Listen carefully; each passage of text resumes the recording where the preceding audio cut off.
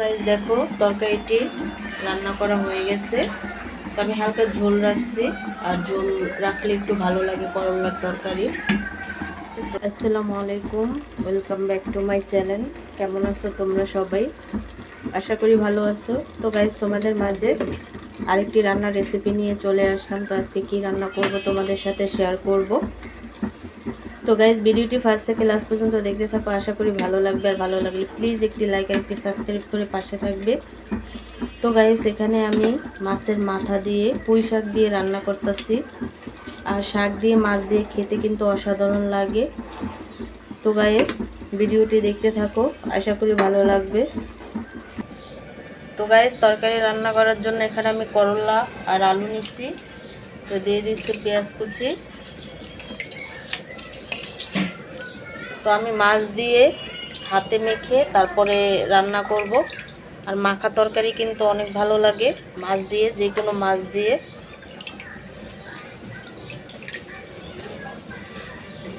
আর এই মাখা তরকারিটা আমার কাছে অসাধারণ লাগে খেতে।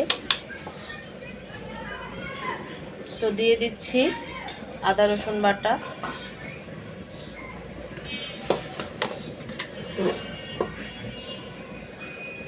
হলুদের গুঁড়ো,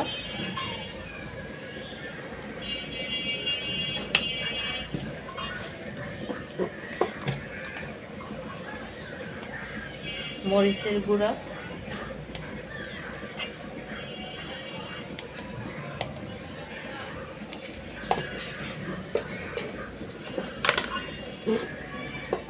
দিয়ে দিচ্ছি স্বাদ মতো লবণ,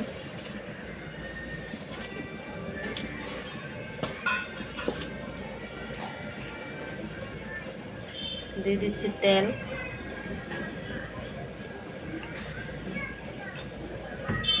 তো খুব ভালোভাবে সব উপকরণ একসাথে আমি হাত দিয়ে মেখে নেব।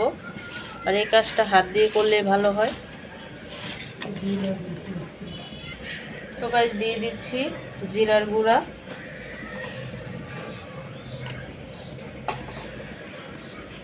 তারপরে খুব ভালোভাবে মেখে নেব। গাইস দেখো আমি মেখে তারপরে ঝোল দিয়ে দিছি। তো আমি এটাকে চুলায় বসাবো। তো গাইস তরকারিটা কিন্তু আমি চুলায় বসায় দিছি।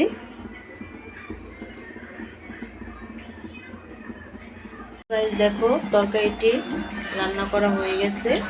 তো আমি হালকা ঝোল রাখছি, আর ঝোল রাখলে একটু ভালো লাগে করলার তরকারি। তো অতটা মাখা মাখা করিনি। এই তরকারিটা খেতেই কিন্তু অসাধারণ লাগবে করলা দিয়ে, মাছ দিয়ে, আলু দিয়ে।